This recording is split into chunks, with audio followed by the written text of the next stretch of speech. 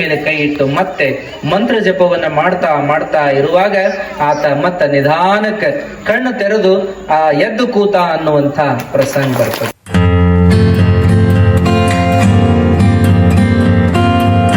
Hi friends, ನಮಸ್ಕಾರ ಎಲ್ಲರಿಗೂ. ನೋಡಿ, ಹುಟ್ಟಿದ ಮನುಷ್ಯ ಸಾಯಲೇಬೇಕು ಅಂದರೆ ಹುಟ್ಟಿದ ಮನುಷ್ಯನಿಗೆ ಸಾವು ಖಚಿತ ಅಂತ ಇರುತ್ತೆ. ಬಟ್ ಕೆಲವೊಂದು ಮಹಾತ್ಮರು ಅಂದರೆ ಮಹಾಲಿಂಗೇಶ್ವರರು ತಮ್ಮ ಮಂತ್ರಶಕ್ತಿಯಿಂದ ಮತ್ತು ವಿಭೂತಿ ರುದ್ರಾಕ್ಷಿ ಶಕ್ತಿಯಿಂದ ಗೋವಿಂದರಾಜ ಅಂತಕ್ಕಂಥ ಒಬ್ಬರನ್ನ ತಾವು ಸತ್ತವರನ್ನು ಮತ್ತೆ ಬದುಕಿಸಿದ್ರು ಅನ್ನೋದನ್ನು ಇಲ್ಲಿ ಒಂದು ಎಕ್ಸಾಂಪಲ್ ಮೂಲಕ ಶೇಗುನ್ಸಿ ಸ್ವಾಮಿಗಳು ತುಂಬ ಚೆನ್ನಾಗಿ ಎಕ್ಸ್ಪ್ಲೇನ್ ಮಾಡಿದ್ದಾರೆ ನೋಡಿ. ಗೋವಿಂದರಾಜ ಅಂತ ಅವನಿಗಿಬ್ಬರು ಮಕ್ಕಳು. ಗೋವಿಂದರಾಜ ಅಂತ ಒಬ್ಬವ, ಇನ್ನೊಬ್ಬವ ಕೇದಾರ ಬಾವು ಅಂತ ಹೇಳಿ.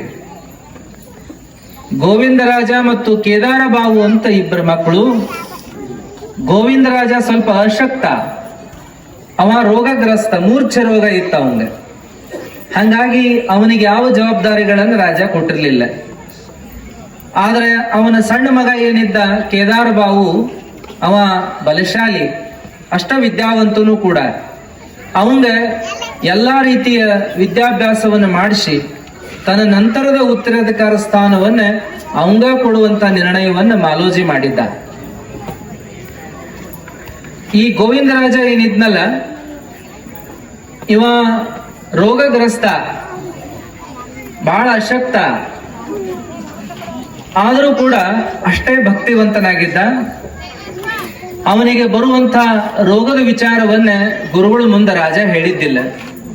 ಅದಕ್ಕೆ ಔಷಧ ಕೊಡಿಸೋದನ್ನು ಕೊಡಿಸ್ತಿದ್ದ, ಉಪಚಾರವನ್ನೆಲ್ಲ ಮಾಡ್ತಿದ್ದ, ಅದನ್ನೇನೋ ಗುರುಗಳ ಮುಂದೆ ಹೇಳ್ಕೊಂಡಿದ್ದಿಲ್ಲ. ಒಮ್ಮೆ ಆ ರೋಗ ವಿಪರೀತ ಆಗಿ ಆತ ತನ್ನ ಜೀವ ಬಿಡ್ತಾನ. ಆಗ ಅವನ ಹೆಂಡತಿ ಏನಪ್ಪಾ ಅಂದ್ರೆ ಬಹಳ ತ್ರಾಸ ಮಾಡಿಕೊಂಡು ಮಹಾಲಿಂಗೇಶ್ವರರ ಬಿಡಾರಕ್ಕೆ ಹೋಗ್ತಾಳೆ. ಅವ್ರ ಮುಂದೆ ಬಿದ್ದು ಹೊರಳಾಡ್ತಾಳಂತ. ಯಪ್ಪ, ನನ್ನ ಪತಿರಾಯ ತನ್ನ ಪ್ರಾಣ ಕಳ್ಕೊಂಡ, ನೀನು ಇರುವ ಊರೊಳಗನೆ ನಿನ್ನ ಸೇವಾ ಮಾಡುವ ರಾಜನ ಮಗನೇ ಆಗಿರ್ತಕ್ಕಂಥ ಗೋವಿಂದರಾಜ ರೋಗದಿಂದ ನರಳಾಡ್ತಾ ಇದ್ದ. ಅಂತೂ ಆ ವಿಚಾರವನ್ನ ನಿನ್ನ ಗಮನಕ್ಕೆ ತರದೇ ಇದ್ರು ಕೂಡ ನೀನು ಎಲ್ಲಾನು ಬಲ್ಲವದೀಪ. ಆದ್ರೆ ಯಾಕೆ ನೀನು ನನ್ನ ಗಂಡನನ್ನ ಉಳಿಸುವ ಪ್ರಯತ್ನ ಮಾಡ್ಲಿಲ್ಲ? ನಿನ್ನ ಮೇಲೆ ಅಪಾರ ಪ್ರೀತಿ ಇಟ್ಟುಕೊಂಡಂತ ಮಾಲೋಜಿಯ ಮಗ ನನ್ನ ಪತಿ ಗೋವಿಂದರಾಜ, ಅವನನ್ನ ನೀನು ಯಾಕೆ ಉಳಿಸ್ಲಿಲ್ಲ ಅಂತ ಬಹಳ ದುಃಖ ಮಾಡಿಕೊಂಡ್ಲಂತ. ಪಾದಕ್ಕ ಬಿದ್ದು ಹೊರಳಾಡಿ ಬೇಡ್ಕೊಂಡಾಗ ಆ ಮಹಾಲಿಂಗೇಶ್ವರರು, ತ್ರಾಸ ಮಾಡ್ಕೊಳ್ಬೇಡವ, ಹುಟ್ಟಿದ ಜೀವ ಸಾಯತದ, ಇದು ಲೋಕದ ನಿಯಮದ. ಹುಟ್ಟಿದ್ದು ಸಾಯ್ತದ, ಕೂಡಿದ್ದು ಅಗಲ್ತದ, ಏರಿದ್ದು ಇಳಿತದ, ಇದು ಲೋಕದ ನಿಯಮದ. ಹಾಗಾಗಿ ನೀನು ಬಹಳ ದುಃಖ ಮಾಡ್ಕೋಬೇಡವ, ಒಳ್ಳೇದಲ್ಲ. ಆದದ್ದನ್ನು ಒಪ್ಕೋಬೇಕಾಗ್ತದ, ಏನು ದೇವನಿಚ್ಛ ಇದಾನೋ ಅದಾಗಿರ್ತದ ಅಂತ ಅವ್ರು 4-6 ಮಾತುಗಳನ್ನು ಹೇಳಿದರೂ ಕೂಡ ಆಕೆಯನ್ನು ಸಮಾಧಾನ ಮಾಡ್ಕೊಳ್ಳಿಲ್ಲ. ಯಪ್ಪ, ಪ್ರಾಣ ಬಿಟ್ಟವರಿಗೆ ಜೀವದಾನ ಮಾಡಿ ಅನ್ನೋದನ್ನು ಕೇಳಿದ್ ನಾನು, ಮತ್ತ ನನಗೆ ಯಾಕೆ ನೀ ಹಿಂಗನ್ನಕತ್ತಿದಿ? ಹುಟ್ಟಿದ ಜೀವ ಸಾಯಕ ಬೇಕು, ಹುಟ್ಟುವಾಗಲೇ ಸಾವನ್ನ ಬೆನ್ನಿಗೆ ಕಟ್ಕೊಂಡ ಬಂದಿರ್ತೀವಿ, ಸಾವನ್ನ ಒಪ್ಕೊಳ್ಳೇಬೇಕು ಅನ್ನುವ ಮಾತನ್ನ ನನಗೆ ಹೇಳಿ ಸಮಾಧಾನ ಮಾಡಬೇಡ. ನನ್ನ ಗಂಡನನ್ನ ಬದುಕಿಸಿಕೊಡು. ಬಹಳ ಒಳ್ಳೆ ವ್ಯಕ್ತಿ ಇದ್ದ, ಅವನಿಗೆ ರೋಗ ಬಹಳ ವರ್ಷಗಳಿಂದ ಕಾಡಿದ್ರು ಕೂಡ ಅದೆಲ್ಲಾನು ಮರೆತು ದೇವರ ಸೇವಾದೊಳಗೆ ತನ್ನ ಜೀವನ ಕಳೆದಂತವ.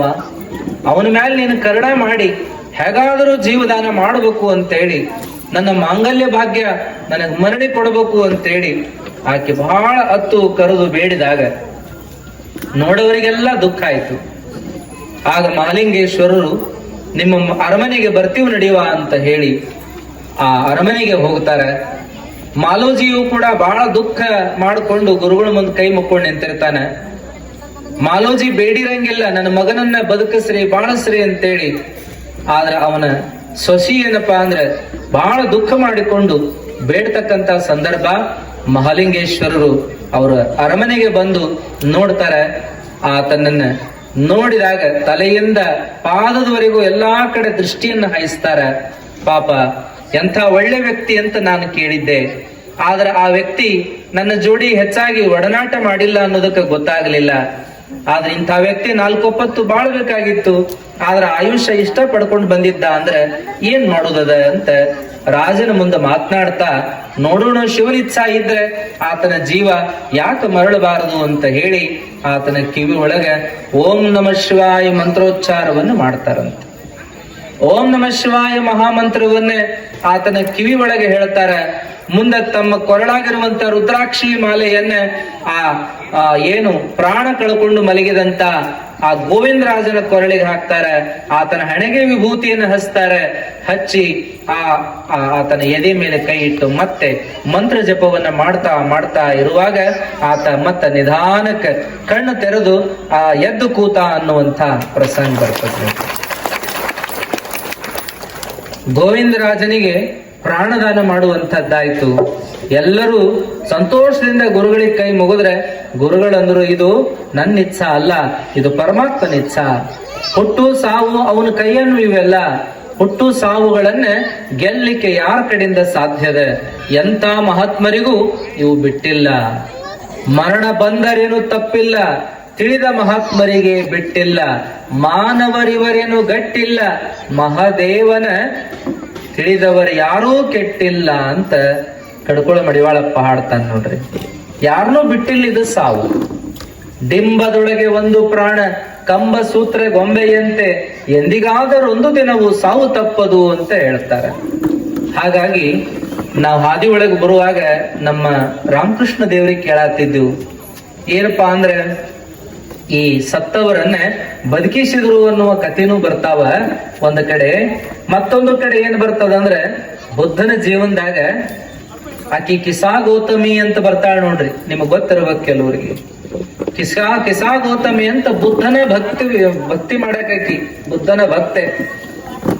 ಆಕೆ ತನ್ನಿದ್ದೊಬ್ಬ ಮಗನನ್ನ ಮುಂದಿಟ್ಟುಕೊಂಡು ಜೀವನ. ಸೊ ಇದಾಗಿತ್ತು ಫ್ರೆಂಡ್ಸ್ ಇವತ್ತಿನ ಲಾಗು. ನಿಮಗೂ ಕೂಡ ಈ ವಿಡಿಯೋ ಇಷ್ಟ ಆದರೆ ಲೈಕ್ ಮಾಡಿ, ಕಮೆಂಟ್ ಮಾಡಿ, ಹಾಗೆ ನನ್ನ ಚಾನಲ್ಗೆ ಹೊಸಬರಿದ್ರೆ ಸಬ್ಸ್ಕ್ರೈಬ್ ಮಾಡಲು ಮರಿಬೇಡಿ ಅಂತ ಹೇಳ್ತಾ ಇವತ್ತಿನ ಲಾಗನ್ನು ಮುಗಿಸ್ತಾ ಇದ್ದೀನಿ. Thank you for watching. Bye bye. Next ವಿಡಿಯೋದಲ್ಲಿ ಸಿಗೋಣ.